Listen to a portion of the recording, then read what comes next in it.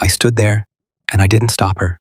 Not because I couldn't, not because I didn't understand what was happening, but because, in that moment, a part of me believed he deserved it, and that's something I've carried with me for more than 30 years.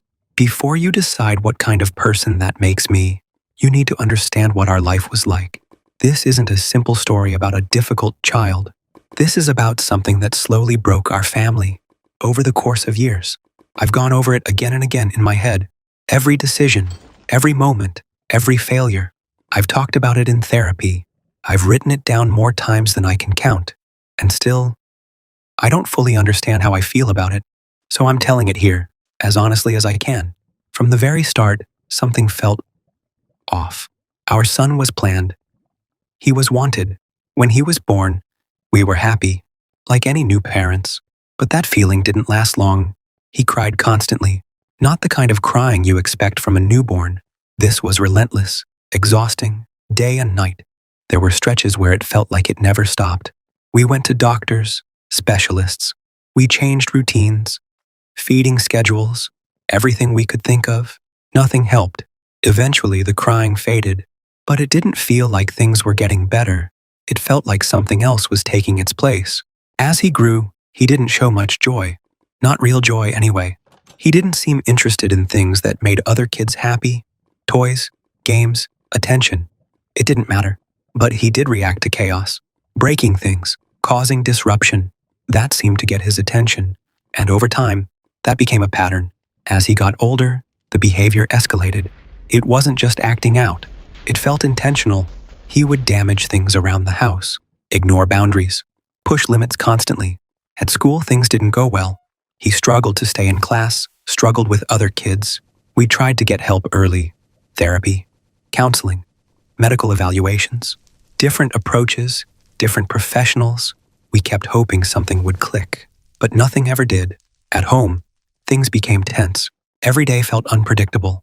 We were always on edge, not knowing what kind of situation we'd be dealing with next. And over time, that kind of stress changes you. You don't notice it right away, but little by little, it wears you down. By the time he reached his teenage years, our home didn't feel normal anymore.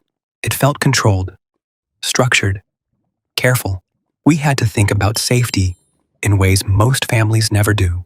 We made adjustments, locks, boundaries, routines, not to punish him, but to create some sense of stability, some sense of protection.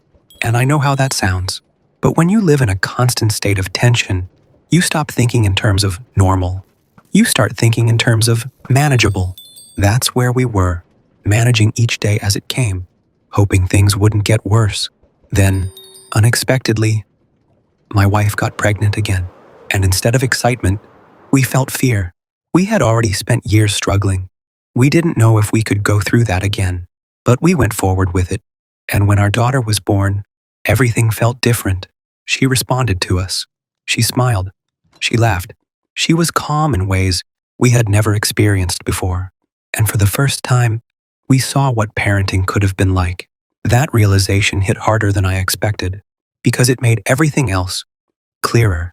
And without meaning to, we began to shift our focus, not out of cruelty, but out of relief and exhaustion. Around that time, our relationship with our son had almost completely broken down. Most of our interactions turned into arguments. He spent more time away from home, and if I'm being honest, there were moments where that felt easier, quieter. Then one day, everything changed. Our daughter was in another room, and suddenly, we heard her crying. But this wasn't normal crying. Something was wrong. We ran, and when we got there, our son was inside.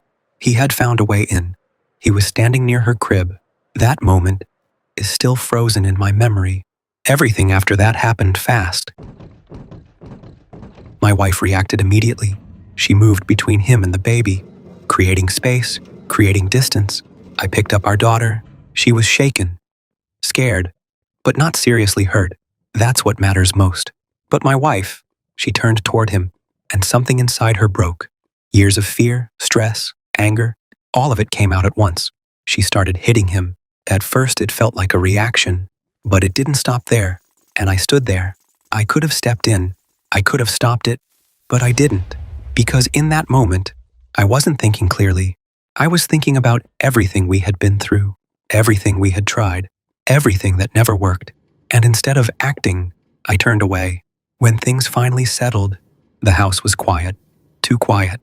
My wife and I didn't talk much. There wasn't anything simple to say. Later, I checked on him. He was alive, and that should have been the moment to do something, call for help, report what happened. But we didn't. We separated instead. Same house, different spaces, minimal interaction. And eventually, he left. That was the last time I ever saw him. No contact, no closure. Just gone. It's been over 3 decades now. I have a daughter, a family, grandchildren, a life that, on the surface, looks normal. But this never really left me. I didn't raise my hand against him, but I didn't stop it either. And part of me, in that moment, felt relief. That's the truth I live with. I've spent years asking myself, was I protecting my family? Or did I fail my son when it mattered most? I don't know. Maybe both. And maybe that's the hardest part, knowing that sometimes there isn't a clean answer.